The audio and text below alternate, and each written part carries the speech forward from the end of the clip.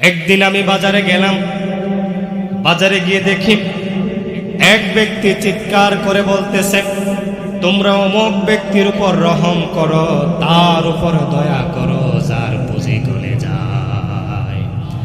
আমি বড় অবাক হয়ে গেলাম, আমি বড় আশ্চর্যান্বিত হয়ে গেলাম। একটা মানুষের পুঁজি আবার কেমনে গলে যায়?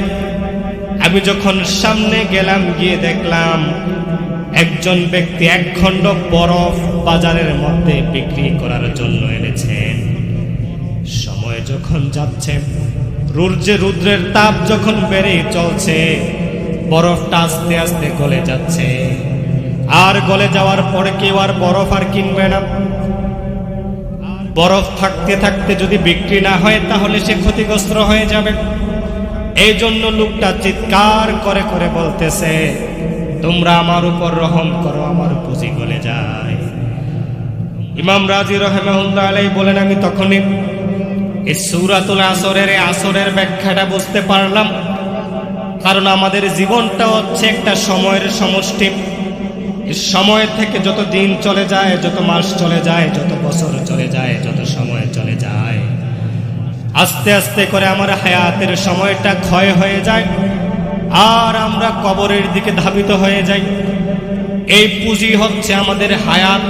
এই হায়াত নামক পুঁজিটা যদি আমরা ভালো কাজে না লাগাতে পারি, যদি আল্লাহর হুকুম আহকামগুলো অনুসরণ না করতে পারি, আল্লাহর হাবিব সাল্লাল্লাহু আলাইহি ওয়াসাল্লামের অনুসরণ না করতে পারি, তাহলে দুনিয়া এবং আখিরাতে আমরা ক্ষতিগ্রস্ত হয়ে যাব।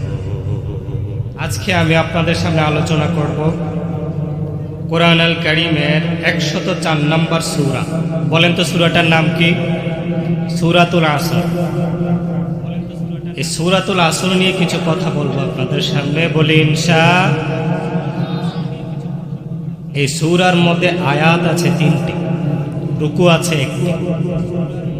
এই সূরাটি সম্পর্কে ইমাম শাফি রাহিমাহুল্লাহ আলাইহি বলেন, লাউ তাদাব্বারান নাস হাযিহি সূরা লাউ সিআত। যদি কোনো ব্যক্তি এই কোরআন আল কারীমের এই ছোট্ট সূরাটি খুব ভালোভাবে বুঝে, হৃদয়ঙ্গম করে, গবেষণা করে, তাহলে তার হেদায়েতের জন্য এই ছোট্ট সূরাটাই যথেষ্ট হয়ে যাবে। পরে সুবহানাল্লাহ। এবং এই সূরাটির এত মূল্য, এই সূরাটি এত দামি। রাসূল করিম সাল্লাল্লাহু আলাইহি ওয়াসাল্লামের 2জন সাহাবী ছিলেন। এই 2জন সাহাবী যখনই তারা সাক্ষাৎ করতেন, একে অপরকে এই সূরা না শুনিয়ে বিদায় নিতেন না। পড়েন সুবহানাল্লাহ। সাউন্ড যতটুকু বাড়ে কথা বলতে সমস্যা, গলা বসে আছে। এই সূরাটির শানে নজুল আমরা জেনে নেই। ইসলামের প্রথম খলিফা হচ্ছে হযরত আবু বকর রাদিয়াল্লাহু তাআলা আনহু। যারা বাচ্চারা আছো তারা কথা বলবা না, একটু মনোযোগ দিয়ে শুনো। আবু বকর রাদিয়াল্লাহু তাআলা আনহু ছিলেন আল্লাহর হাবিব সাল্লাল্লাহু আলাইহি ওয়াসাল্লামের বন্ধু। নবীজি যখন আবু বকর রাদিয়াল্লাহু তাআলা আনহুকে দাওয়াত দিলেন, আবু বকর রাদিয়াল্লাহু তাআলা আনহু কোনো প্রশ্ন ছাড়াই তিনি নবীজির হাতে হাত রেখে কালেমা পড়ে মুসলমান হয়ে গেলেন। তখন তিনি ছিলেন বিশাল বড় ধনী। দেশ বিদেশে তিনার ব্যবসা ছিল বিস্তৃত। তিনি অনেক বড় ধনী ছিলেন, অনেক শিল্পপতি ছিলেন, বিশাল বড় ধনী ছিলেন।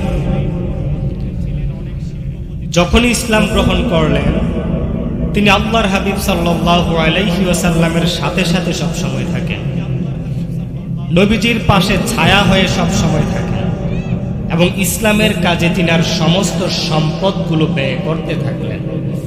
আস্তে আস্তে তিনার ব্যবসাগুলো খুব ছোট হয়ে আসলো, সংকীর্ণ হয়ে আসলো, এবং ওনার যে ধন সম্পদগুলো ছিল, এই ধন সম্পদগুলো কমে গেল। একদিন তিনি মক্কার রাস্তা দিয়ে, এই তোমরা উঠে গেলে বসো, এই বসো, একজন উঠবে না। মক্কার রাস্তা দিয়ে তিনি একদিন হাঁটতেছিলেন। তখন তিনার একজন বন্ধুর সাথে দেখা হয়ে গেল। ওই বন্ধু তিনার সাথে আগে ব্যবসা করতেন। সাইয়েদনা আবু বকর রাদিয়াল্লাহু তাআলা আনহু রাস্তা দিয়ে যখন যাচ্ছেন, ওই বন্ধুর সাথে দেখা হয়ে গেল। ওই বন্ধু ডাক দিয়ে বলতেছেন, ও আবু বকর, তুমি তো অনেক বড় ব্যবসায়িক ছিলে, দেশ বিদেশে তোমার ব্যবসা বিস্তৃত ছিল, অনেক বেশি ধন সম্পদের মালিক ছিলাম, কিন্তু তুমি মুসলমান হওয়ার কারণে, ঈমান আনার কারণে, মুহাম্মদ সাল্লাল্লাহু আলাইহি ওয়াসাল্লামের সাথে থাকার কারণে তোমার ধন সম্পদগুলো আস্তে আস্তে শেষ হয়ে গেছে, তোমার ব্যবসা বাণিজ্যগুলো ধ্বংস হয়ে গেছে, তুমি ক্ষতিগ্রস্ত হয়ে গেছো। পড়েন নাউজুবিল্লাহ। আর দেখো, আমি ঈমান না আনার কারণে, মুহাম্মদ সাল্লাল্লাহু আলাইহি ওয়াসাল্লামের সাথে না থাকার কারণে দিন দিন আমার সম্পদগুলো বৃদ্ধি পাচ্ছে, দেশ বিদেশে আমার ব্যবসাগুলো আরো বিস্তৃত হচ্ছে, আমি আরো ধনী থেকে ধনী হচ্ছি। যখন সেই বয়ান দিয়ে চলে গেল, তখন আল্লাহ রাব্বুল আলামিন এই সূরাতুল আসর নাজিল করে জানিয়ে দিলেন, ও দুনিয়াবাসী, আসলে কে সফল কে বিফল, খুব বেশি টাকা ধন সম্পদ পদ পদবীর অধিকারী হলেই সফল, নাকি না অন্য কিছু থাকলে সফল, সেটা আল্লাহ রাব্বুল আলামিন জানিয়ে দিলেন। সবাই আমার সাথে পড়েন, আউযু বিল্লাহি মিনাশ শাইতানির রাজীম, বিসমিল্লাহির রাহমানির রাহিম, ওয়াল আসরি ইন্নাল ইনসানা লাফি إلا الذين آمنوا وعملوا الصالحات وتواصوا بالحق وتواصوا بالصبر। রব্বুল আলামিন প্রথমে বললেন, ওয়াল আসর, সময়ের কসম, যুগের কসম, কালের কসম। রব্বুল আলামিন সময়ের কসম কাটলেন প্রথমে। ইমাম রাজি রাহিমাহুল্লাহ আলাইহি বলেন, আমি প্রথমেই এই আসরের ব্যাখ্যাটা বুঝতাম না। একদিন আমি বাজারে গেলাম, বাজারে গিয়ে দেখি এক ব্যক্তি চিৎকার করে বলতেছে, তোমরা অমুক ব্যক্তির উপর রহম করো, তার উপর দয়া করো, যার পুঁজি গলে যায়। আমি বড় অবাক হয়ে গেলাম, আমি বড় আশ্চর্যান্বিত হয়ে গেলাম। একটা মানুষের পুঁজি আবার কেমনে গলে যায়? আমি যখন সামনে গেলাম, গিয়ে দেখলাম একজন ব্যক্তি এক খণ্ড বরফ বাজারের মধ্যে বিক্রি করার জন্য এনেছেন। সময় যখন যাচ্ছে, রুদ্রের তাপ যখন বেড়ে চলছে, বরফটা আস্তে আস্তে গলে যাচ্ছে। আর গলে যাওয়ার পরে কেউ আর বরফ আর কিনবে না। বরফ থাকতে থাকতে যদি বিক্রি না হয়, তাহলে সে ক্ষতিগ্রস্ত হয়ে যাবে। এই জন্য লোকটা চিৎকার করে করে বলতেছে, তোমরা আমার উপর রহম করো, আমার পুঁজি গলে যায়। ইমাম রাজি রাহিমাহুল্লাহ আলাইহি বলেন, আমি তখনই এই সূরাতুল আসরের ব্যাখ্যাটা বুঝতে পারলাম। কারণ আমাদের জীবনটা হচ্ছে একটা সময়ের সমষ্টি। সময় থেকে যত দিন চলে যায়, যত মাস চলে যায়, যত বছর চলে যায়, যত সময় চলে যায়, আস্তে আস্তে করে আমার হায়াতের সময়টা ক্ষয় হয়ে যায়, আর আমরা কবরের দিকে ধাবিত হয়ে যাই। এই পুঁজি হচ্ছে আমাদের হায়াত। এই হায়াত নামক পুঁজিটা যদি আমরা ভালো কাজে না লাগাতে পারি, যদি আল্লাহর হুকুম আহকামগুলো অনুসরণ না করতে পারি, আল্লাহর হাবিব সাল্লাল্লাহু আলাইহি ওয়াসাল্লামের অনুসরণ না করতে পারি, তাহলে দুনিয়া এবং আখিরাতে আমরা ক্ষতিগ্রস্ত হয়ে যাব। রব্বুল আলামিন তারপরে বলেন, ইন্নাল ইনসানা লাফি খুসর, নিশ্চয়ই পৃথিবীর সব মানুষগুলো ক্ষতির মধ্যে নিমজ্জিত। রব্বুল আলামিন এখানে কোনো দলের নাম বলে নাই, কোনো গোত্রের নাম বলে নাই, কোনো দেশের নাম বলে নাই, কোনো জাতির নাম বলে নাই। তিনি আমভাবে সকলকে বললেন, নিশ্চয় সব মানুষগুলো ক্ষতির মধ্যে নিমজ্জিত আছে। তারপরে আবার রব্বুল আলামিন এর পরের আয়াতে চার শ্রেণীর মানুষদেরকে আলাদা করে ফেললেন। এই চারটা গুণ যাদের মধ্যে থাকবে তারা দুনিয়া এবং আখিরাতের ক্ষতি থেকে বেঁচে যাবে। আর এই চারটা গুণ যাদের মধ্যে না থাকবে, সে দুনিয়াতে যত বড় সম্পদশালী হোক না কেন, দুনিয়াতে যত সম্মানের অধিকারী হোক না কেন, দুনিয়াতে যত পদ পদবীর অধিকারী হোক না কেন, যত বড় শিল্পপতি হোক না কেন, যদি চারটা গুণ তার ভেতরে না থাকে তাহলে সে দুনিয়া এবং আখিরাতে ক্ষতিগ্রস্তদের অন্তর্ভুক্ত হয়ে যাবে। প্রথম নম্বর গুণ হচ্ছে আল্লাযীনা আমানু, যারা ঈমান আনে। বলেন কি আনে? জোরে বাচ্চারা কি আনে? আমরা কি ঈমানদার কিনা? কারা কারা ঈমানদার হাত তুলেন দেখি। মাশাআল্লাহ, হাত নামান। তাহলে আমরা ঈমান এনেছি কার উপর? রাব্বুল আলামিন বলেন ইন্নামাল মুমিনুনা আল্লাযীনা আমানু বিল্লাহি ওয়া রাসূলিহি সুম্মা লাম ইয়ারতাবু। নিশ্চয়ই মুমিন তো তারাই, নিশ্চয়ই ঈমানদার তো তারাই যারা আল্লাহর প্রতি ঈমান আনে, রাসূলের প্রতি ঈমান আনে, আর ঈমান আনার পরে আর কোনো বিষয় নিয়ে সন্দেহ প্রকাশ করে না। এখন আমরা বলবেন হুজুর ঈমান তো এনেছি আল্লাহর উপর, রাসূলের প্রতি তো ঈমান এনেছি, তারপরে আবার সন্দেহ থাকে কিভাবে? যদি আমরা সন্দেহ না করতাম, তাহলে যদি আমরা আল্লাহর উপর পরিপূর্ণ বিশ্বাস থাকতো, রাসূলের উপর যদি আমাদের পরিপূর্ণ বিশ্বাস থাকতো, তাহলে আমাদের রিজিক যে ফিক্সড আছে সেটা আমরা বিশ্বাস করতাম। তার উপরে আমরা সুদ খেতাম না, ঘুষ খেতাম না। মসজিদের মধ্যে 5 ওয়াক্ত আজান হয়, আমরা নামাজে না গিয়ে ঘরে ঘুমিয়ে থাকতে পারতাম না। আল্লাহ এবং রাসূলের বিরোধিতা করতে পারতাম না। আল্লাহ এবং রাসূল যেটা বলেছে সেটার বিপরীত করতে পারতাম না। বলেন ঠিক কিনা? আমরা মুসলমান, ঈমানের মর্যাদা বুঝি না। ঈমান যে কত গুরুত্বপূর্ণ সেটা আমরা বুঝি না, কারণ আমরা উত্তরাধিকারী সূত্রে ঈমান পেয়েছি। এই বাচ্চারা তোমরা বারবার কথা বলো কেন? কেউ কথা বলবে না। ঈমান যে কত বড় গুরুত্বপূর্ণ সেটা আমরা বুঝি না, কারণ আমরা ঈমান পেয়েছি উত্তরাধিকারী সূত্রে। বাবা মুসলমান, দাদা মুসলমান, দেখে দেখে আমরাও মুসলমান। ঠিক কিনা বলেন? রাস্তায় একটা 500 টাকার নোট পড়ে আছে, এক যুবক যাচ্ছে, দেখে তার সামনে 500 টাকা নোট পড়ে আছে, এদিকে সেদিকে তাকায়, দেখে কেউ নাই, বিসমিল্লাহ বলে টাকাটা নিয়ে পকেটে ঢুকাই ফেলছে। বাজারে গেছে, 300 টাকার এমবি পুরাইছে মোবাইলে, 100 টাকা দিয়ে যা ইচ্ছা খাইছে, 250 টাকার বিড়ি কিনে উড়াই দিছে। আরেক যুবক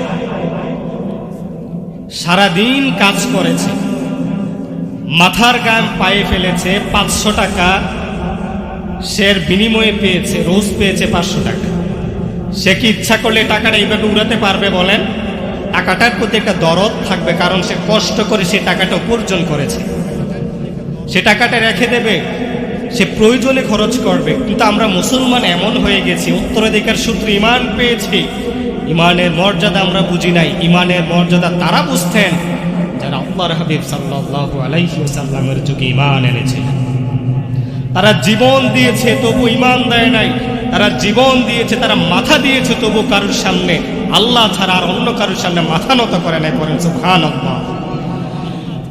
আল্লাহর হাবিব সাল্লাল্লাহু আলাইহি ওয়াসাল্লামের একজন সাহাবী যার নাম হযরতে বেলাল রাদিয়াল্লাহু তাআলা আনহু। বেলাল রাদিয়াল্লাহু তাআলা আনহু ছিলেন উমাইয়ার দাস, কৃতদাস। এই বেলাল রাদিয়াল্লাহু তাআলা আনহু নবীজির হাতে হাত রেখে মুসলমান হয়ে গেলেন।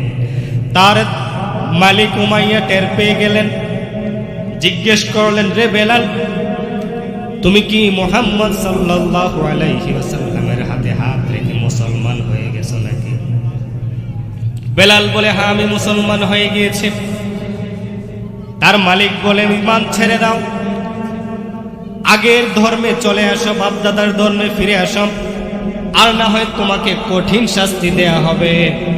বেলাল রাদিয়াল্লাহু তাআলা আনহু জানিয়ে দিলেন, জীবন যাবে তবুও আমার ঈমান আমি দেব না। সুবহানাল্লাহ। বেলাল রাদিয়াল্লাহু তাআলা আনহুকে একটা রুমের মধ্যে বন্দী করা হলো। বলা হলো যতক্ষণ পর্যন্ত ঈমান না ছাড়বা, কালেমা না ছাড়বা, ততক্ষণ পর্যন্ত খাবার দাবার দেওয়া হবে না, পানিও দেওয়া হবে না। খাবার দেয় না, পানি দেয় না। একদিন, 2 দিন, 3 দিন, অনেক দিন চলে গেল। বেলাল রাদিয়াল্লাহু তাআলা আনহু তবু ঈমান ছাড়ে না। উমাইয়া ঘরের ভিতরে ঢুকে বলল, রে বেলাল, এতদিন খাবার ছাড়া আছিস, পানি ছাড়া আছিস, তোর কি কষ্ট হয় না? তুই কেন ঈমান ছাড়িস না? বেলাল রাদিয়াল্লাহু তাআলা আনহু বলল, আমার এই জীবন থাকতে আমি ঈমান ছাড়ব না। তার মালিক উমাইয়া বুঝলে এইভাবে কাজ হবে না।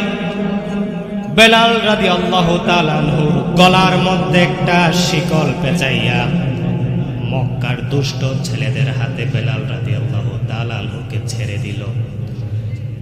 মক্কার দুষ্ট ছেলেরা মক্কার অলিতে গলিতে, মরুভূমিতে বেলাল রাদিয়াল্লাহু তাআলা আনহুকে টানা হেসরা করে। আর বলে দেয়া হলো, যদি সে কালেমা ছেড়ে দেয়, যদি সে ঈমান ছেড়ে দেয়, তাহলে তোমরা তাকে ছেড়ে দিবা। কিন্তু সে ঈমান ছাড়ে না। সন্ধ্যা বেলায় গিয়ে দেখে বেলাল ঈমান ছাড়ে না। তার যতই কষ্ট হোক না কেন, সে ঈমান ছাড়তে নারাজ। এরপর দিন দুপুর বেলা করা রোদের মধ্যে বেলাল রাদিয়াল্লাহু তাআলা আনহুকে নিয়ে উমাইয়া একটা পাগলা উটের পায়ের মধ্যে রশি বেঁধে, বেলাল রাদিয়াল্লাহু তাআলা আনহুর পায়ের মধ্যে রশি বেঁধে মরুভূমির মধ্যে ছেড়ে দিলেন। যারা সৌদি আরবে ছিলেন তারা জানেন মরুভূমির কি প্রখর রোদ। পা ফেলা যায় না, পা ঠসকা পড়ে যায়, চলে যায়। বেলাল রাদিয়াল্লাহু তাআলা আনহুকে খালি গায়ে করে মরুভূমির তপ্ত বালিতে ছেড়ে দেয়া হলো, উটের পায়ে রশি লাগিয়ে।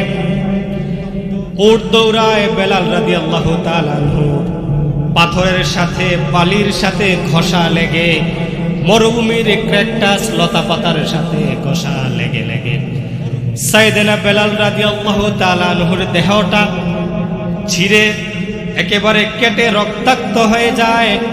একটু পরে উমাইয়া গিয়ে বেলাল রাদিয়াল্লাহু তাআলা আনহুকে জিজ্ঞাসা করে, রে বেলাল, এখনো সময় আছে, কালেমা ছেড়ে দাও, ইসলাম ছেড়ে দাও, আমরাও তোমাকে ছেড়ে দেব।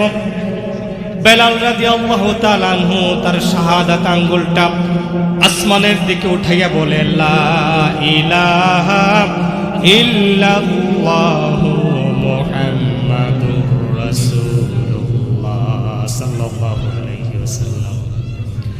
উমাইয়া দেখলো এইভাবে কাজ হবে না। মরুভূমির গরম বালির মধ্যে বেলাল রাদিয়াল্লাহু তাআলা আনহুর জামা কাপড়গুলো খুলে শোয়ায় দেয়া হলো। আর বড় একটা ভারী একটা পাথর এনে বেলাল রাদিয়াল্লাহু তাআলা আনহুর বুকের মধ্যে চাপা দিয়ে দেয়া হলো। তিনি কষ্টে কথা বলতে পারেন না, পাথরের চাপে মুখ দিয়ে কথা ঠিক মতো আসে না। তখন উমাইয়া বলল, রে বেলাল, ঈমান ছেড়ে দাও, ইসলাম ছেড়ে দাও, তোমাকে ছেড়ে দেয়া হবে, আর শাস্তি দেয়া হবে না। বেলাল রাদিয়াল্লাহু তাআলা আনহু পুরোপুরি কালেমা উচ্চারণ করতে পারে না। শাহাদাত আঙ্গুলটা আসমানের দিকে উঁচু করে জানিয়ে দেয়, আহাদ আহাদ আহাদ, আমার আল্লাহ এক, আমার আল্লাহ এক, আমার আল্লাহ এক, আল্লাহু আকবার। এবার দেখলো এইভাবে কাজ হবে না। বেলাল রাদিয়াল্লাহু তাআলা আনহুকে আরো শক্ত করে ধরলেন, জিহ্বাটা টান মেরে ধরলেন, জিহ্বাটা টান মেরে ধরে বের করে ফেললেন। বাবলা গাছের কাটা জিহ্বার মধ্যে বসাইয়া দিলেন। ফিলকি দিয়ে রক্তগুলো পড়তে থাকলো। বেলাল রাদিয়াল্লাহু তাআলা আনহুকে বলা হলো, রে বেলাল, ঈমান ছেড়ে দাও, ইসলাম ছেড়ে দাও, আর না হয় তোমার উপরে আরো কঠিন শাস্তি আসবে। বুকের উপরে কঠিন পাথর চাপা দেয়া, বড় পাথর চাপা দেয়া, এইদিকে জিহ্বার মধ্যে কাটা, রক্তগুলো ফিনকি দিয়ে জিহ্বা থেকে পড়ছে। বেলাল রাদিয়াল্লাহু তাআলা আনহু ঠিক মতো কথা বলতে পারে না। শাহাদাত আঙ্গুলটা আসমানের দিকে উঠাইয়া ইশারা দিয়ে জানাইয়া দেয়, রে উমাইয়া, যতদিন এই দেহে প্রাণ আছে, এই দেহে যদি এক ফোঁটা রক্তবিন্দু থাকে, তবু আমি ইসলাম থেকে, ঈমান থেকে দূরে যাব না। সুবহানাল্লাহ পড়েন, আল্লাহু আকবার। কি ছিল তাদের ঈমান, কি ছিল তাদের ঈমান। অথচ আমরা মুসলমান ঈমান পাওয়ার পর ঈমানের মূল্য বুঝি না। আমরা এই মাথা দরকার ছিল আল্লাহ ছাড়া অন্য কারোর কাছে নোয়ানো যাবে না, কিন্তু এই মাথা আমরা যথায় তথায় নোয়া ফেলে, ঠিক কিনা বলেন? আমরা মাজারে গিয়ে সেজদা দেই, পীরের কাছে গিয়ে চাই, প্রিয় ভাইরা আমার, বুক ফেটে কষ্ট আসে, বুক ফেটে যায় কষ্টে। মুসলমান যেই জাতি আমরা শীত দিতে শিখেছি, কল্লা দিতে শিখেছি, কিন্তু কল্লা আল্লাহ ছাড়া কারোর কাছে নোয়াতে শিখি নাই। কিন্তু আজকে সেই মুসলমান দেদারছে যেখানে সেখানে গিয়ে ঈমান বিক্রি করে দিচ্ছে।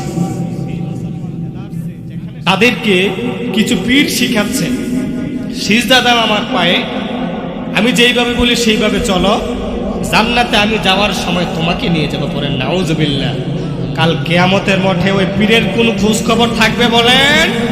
স্বয়ং আপনি যদি নবীর বাবাও হন, যদি আপনার ঈমান ঠিক না থাকে তাহলে পার পাওয়ার কোনো চান্স নাই।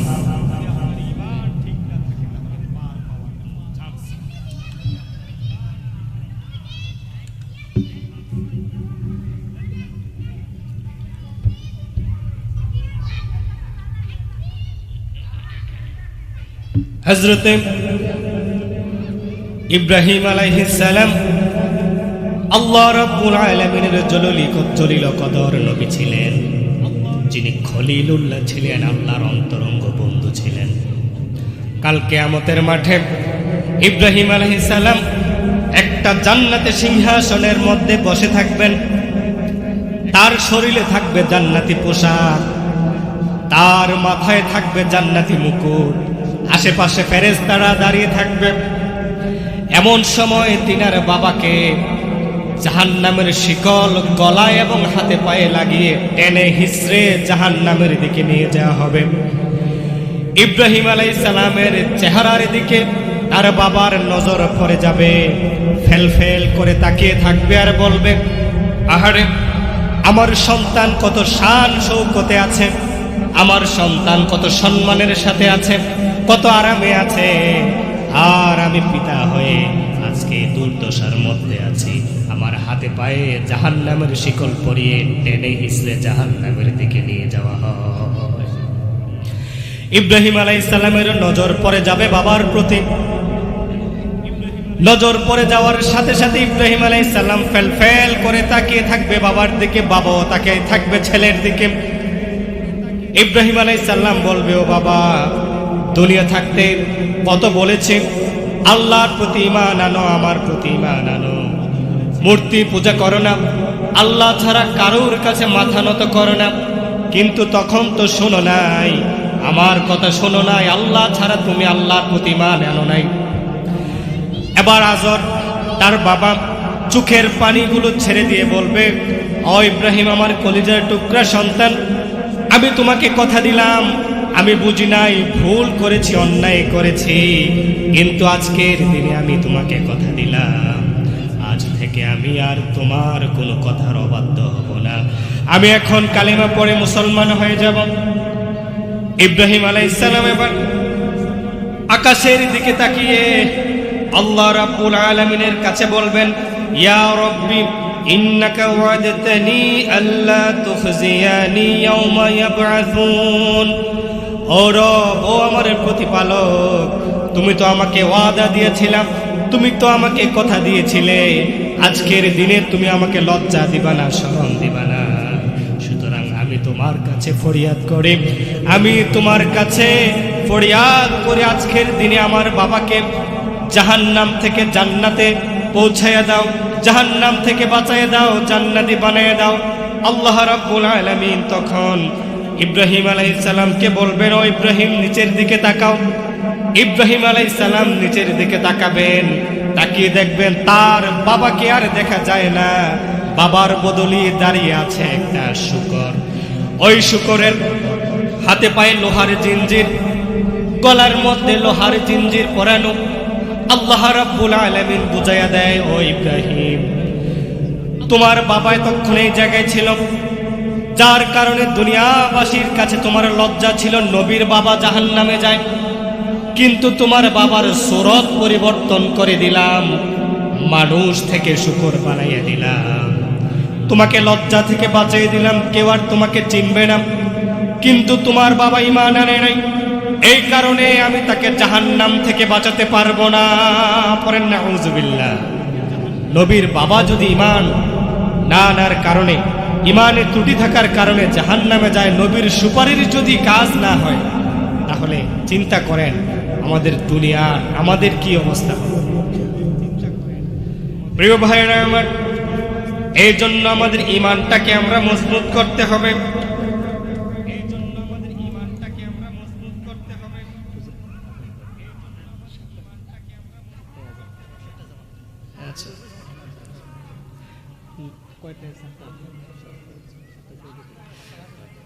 প্রিয় ভাইরা আমার, প্রিয় বাবারা আমার, ঈমানের এত দাম, ঈমানের এত মূল্য।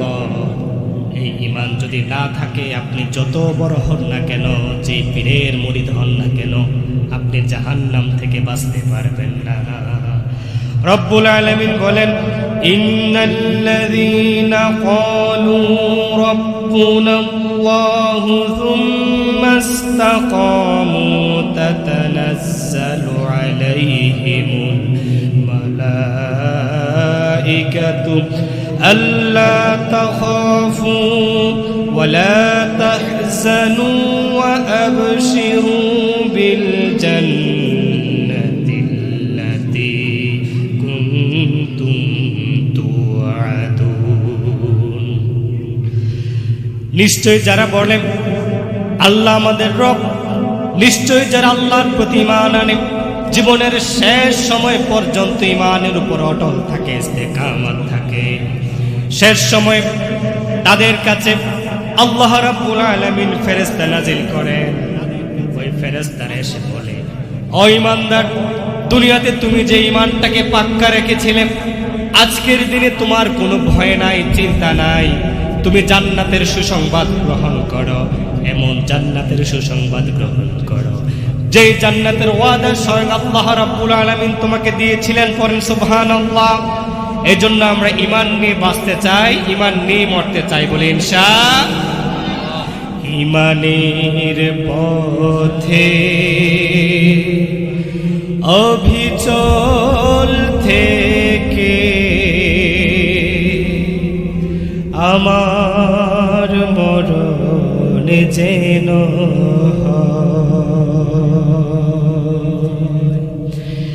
ঈমানের পথে অবিচল থেকে আমার মরণ যেন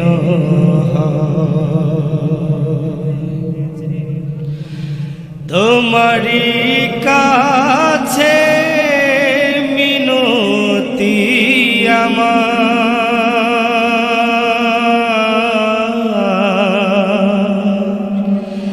তোমারি কাছে মিনতি আমার, ও গো মুহিম দয়াময়, ঈমানের পথে অবিচল থেকে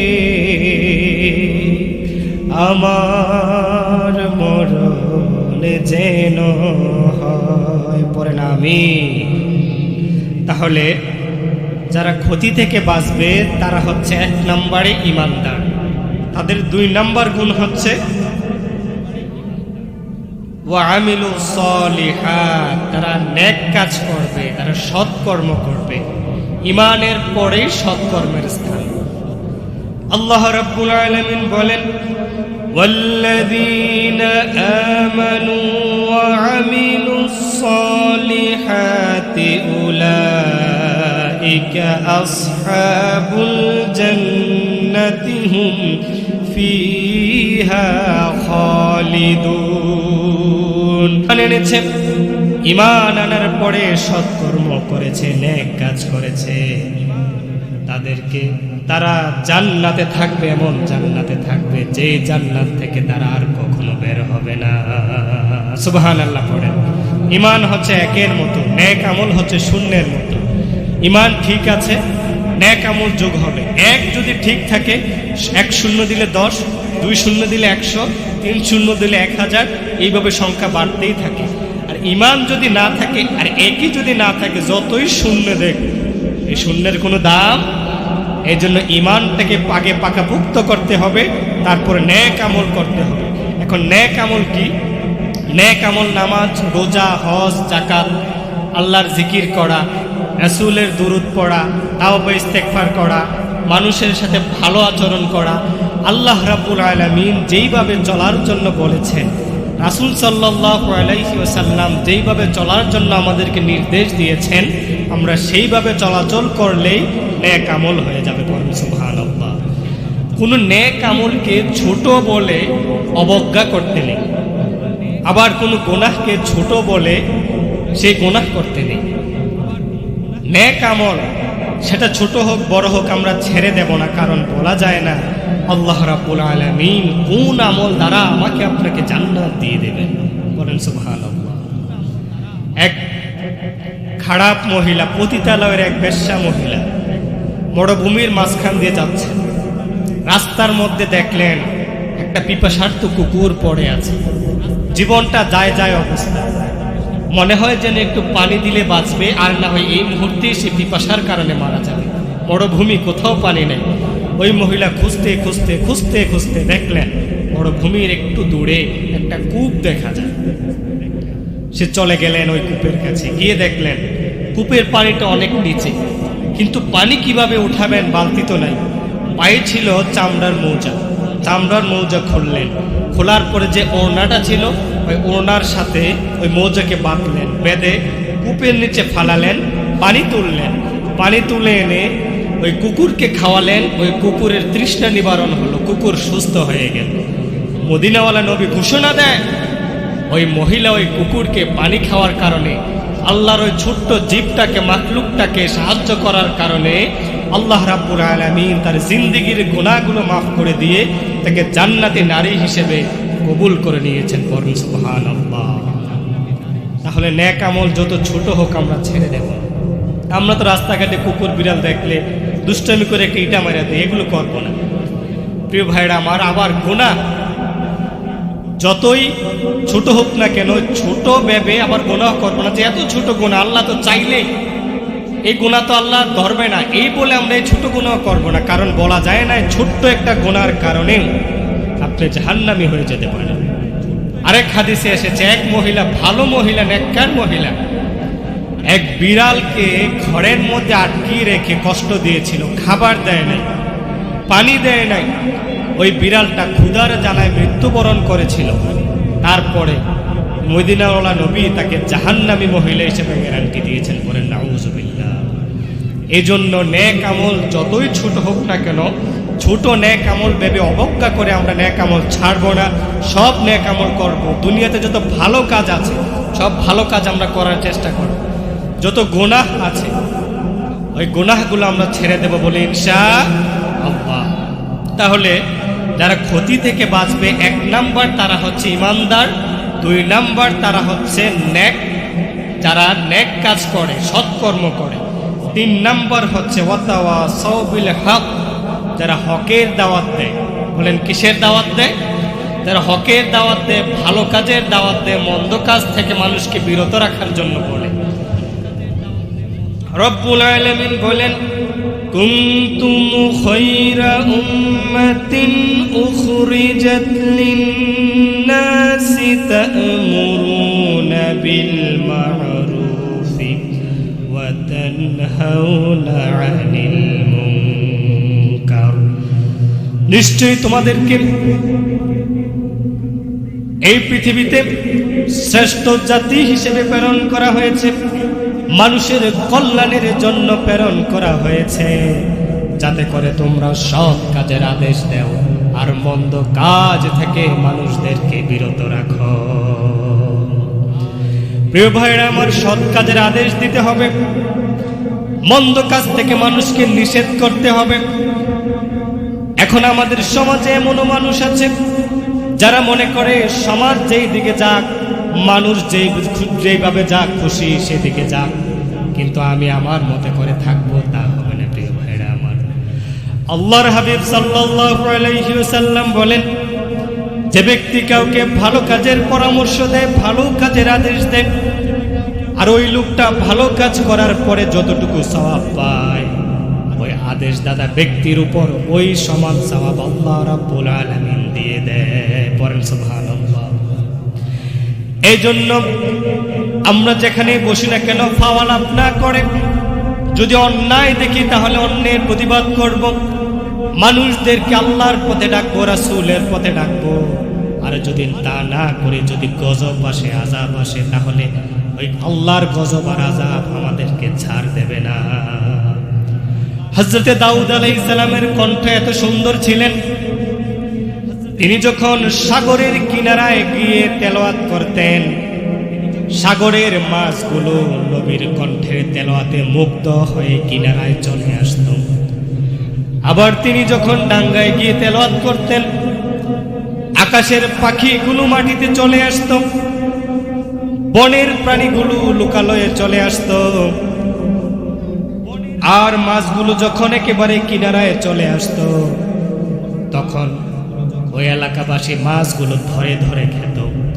আল্লাহ রাব্বুল আলামিন আদেশ জারি করে দিলেন, শনিবারের দিনে আমার নবী দাউদ আলাইহিস সালাম কোরআন তেলাওয়াত, আমার নবী দাউদ আলাইহিস সালাম তার জাবুর তেলাওয়াত করবেন, আর এই দিনে কেউ মাছ শিকার করতে পারবে না, মাছ ধরতে পারবে না। এই ঘোষণা আসার পরে পরে তিনটা দলে মানুষগুলো বিভক্ত হয়ে গেল। একদল মনে করল, আল্লাহ তো বলছে শনিবারে মাছ না ধরার জন্য, সুতরাং আমরা শনিবারে মাছ ধরব না, শনিবারে জাল দিয়ে বিভিন্নভাবে বেড়া দিয়ে মাছগুলোকে আটকাইয়া রাখবো, রবিবারে সোমবারে ধরবো। পরে নাউযুবিল্লাহ, কি বড় বান্দর দেখছেন! শনিবারে তো আল্লাহ নিষেধ করছে, রবিবারে তো নিষেধ করে না, এই জন্য বেড়া দিয়ে রাখবে, রবিবার আসলে রবিবারে ধরবে। আরেক দল মনে করল, আমরা আল্লাহর আইন মানব, আমরা ওই মাছগুলোকে ধরব না, কিন্তু যারা ধরে তাদেরকে বাধাও দেব না।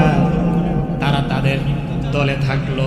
3 নাম্বার আরেকটা দল হয়ে গেল। তারা মনে করল, আমরা নিজেরাও আল্লাহর আইন মানব, আমরা নিজেরাও মাছ ধরব না, আবার যারা ধরে তাদেরকেও বাধা দেব। যারা আল্লাহর আইনকে অমান্য করে তাদেরকে আমরা বুঝিয়ে বলবো, তারা যেন আল্লাহর আইন অমান্য না করে। এই যে অন্যায় করতেছে, এই অন্যায়ের প্রতিবাদ আমরা করব। যখন এই 3টা দল হয়ে গেল, কিছুদিন পরে আল্লাহ রাব্বুল আলামিনের পক্ষ থেকে আযাব আসলো। দেখা গেল 2 শ্রেণীর মানুষ, প্রায় 70,000 দাউদ আলাইহিস সালামের উম্মত বানরে পরিণত হয়ে গেল। এক শ্রেণী হচ্ছে যারা ওই যে বেড়া দিয়ে মাছগুলোকে ধরতো তারা, আর 2 শ্রেণীর মানুষ হচ্ছে যারা নিজেরা ধরে নাই, কিন্তু তারা হকের দাওয়াত দেয় নাই, অন্যের প্রতিবাদ করে নাই। তারা 2 শ্রেণীর মানুষ, প্রায় 70,000 মানুষকে আল্লাহ রাব্বুল আলামিন বানর বানিয়ে দিলেন।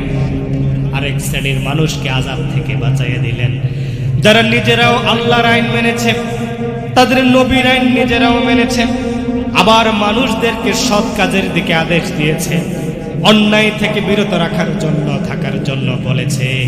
ওই দল ছাড়া বাকি দলগুলোকে আল্লাহ রাব্বুল আলামিন বানরে পরিণত করে দিয়েছে। পরে নাউযুবিল্লাহ। সুতরাং আমরা যেটা অন্যায় সেটা অন্যায়কে আমরা অন্যায় বলবো, ন্যায়কে ন্যায় বলবো বলি ইনশাআল্লাহ। 4 নাম্বার গুণ তাদের থাকবে, তারা হচ্ছে ওয়াতাওয়াসাউ বিস-সাবর, ওয়াতাওয়াসাউ বিস-সাবর। তারা ধৈর্য ধারণ করবে, ধৈর্যের উপর অটল থাকবে। জীবনের যত কিছু আসুক না কেন, যত বিপদ আপদ আসুক না কেন, যা কিছু আসুক না কেন, তারা ধৈর্য ধরবে, তারা হায় হুতাশ করবে না, আল্লাহর রহমত থেকে নিরাশ হবে না। তারা আল্লাহর উপর ধৈর্য ধারণ করবে, আল্লাহর উপর ভরসা করবে। পড়েন সুবহানাল্লাহ। ধৈর্যটা 3 ধরনের। 1 নাম্বার হচ্ছে নেক আমল করার ধৈর্য। নামাজ শুরু হয়ে যায়, ফজর নামাজ, শীতকাল, সেখানে কষ্ট করে অজু করে যাওয়ার জন্য একটা ধৈর্যের প্রয়োজন আছে, বলেন ঠিক কিনা? নামাজে দাঁড়িয়ে থাকার জন্য একটা ধৈর্যের প্রয়োজন আছে। এই রমজান মাসে রোজা কষ্ট করে রাখার জন্য সকালে খেয়ে বিকেল পর্যন্ত থাকাটা একটা ধৈর্যের প্রয়োজন আছে। এই নেক আমল করার জন্য একটা ধৈর্যের প্রয়োজন। 2 নাম্বার, গুনাহ থেকে বাঁচতেও ধৈর্যের প্রয়োজন। যেমন আমার টাকার প্রয়োজন, এই মুহূর্তে ইচ্ছা করলেই আমি সুদের কারবারে যেতে পারি, 2 নাম্বার কাজ কারবারিতে যেতে পারি, কিন্তু সেটা না করে আল্লাহর উপর ভরসা করে থাকাটাও একটা ধৈর্যের প্রয়োজন। 3 নাম্বার হচ্ছে বিপদ আপদে ধৈর্য। এই বিপদ আপদে যারা ধৈর্য ধারণ করে তাদের উপরে অনেক বালা মুসিবত আসবে, তাদেরকে বিভিন্নভাবে আল্লাহ তাআলা পরীক্ষা নেবেন ধৈর্যের। তারা যদি হাই হুতাশ না করে আল্লাহর রহমত থেকে নিরাশ না হয়ে আল্লাহর উপর তাওয়াক্কুল রেখে ধৈর্য ধারণ করে, তাহলে আল্লাহ রাব্বুল আলামিন বলেন তাদেরকে আমি ক্ষতি থেকে বাঁচাই দেব। বলেন সুবহানাল্লাহ। তাহলে 4 শ্রেণীর মানুষরা ক্ষতি থেকে বেঁচে যাবে। 1 নাম্বার, যারা ঈমান আনে। বলেন কি আনে? যারা ঈমান আনে, যারা ঈমানদার। 2 নাম্বার, ঈমান আনার পরে যারা নেক আমল করে। 3 নাম্বারে যারা মানুষকে হকের দাওয়াত দেয়, ভালো কাজের দাওয়াত দেয়, মন্দ কাজ থেকে মানুষকে নিষেধ করে। 3 নাম্বার, যারা সবর করে, সব কাজে যারা সবর করে। এই 4 নাম্বার যারা সবর করে, 4টা গুণ যাদের মধ্যে থাকবে আল্লাহ রাব্বুল আলামিন তাদেরকে দুনিয়া এবং আখিরাতের ক্ষতি থেকে বাঁচিয়ে দিবেন। পড়েন সুবহানাল্লাহ। এবং তারা দুনিয়া এবং আখিরাতে সফল করেন। সুবহানাল্লাহ। আল্লাহ রাব্বুল আলামিন আমাদেরকে এর 4 গুণে গুণান্বিত হওয়ার তৌফিক দান করুক, বলে আমিন। যা কিছু বললাম আল্লাহ তাআলা আমাকে এবং আপনাদেরকে আমল করার তৌফিক দান করুক, বলে আমিন।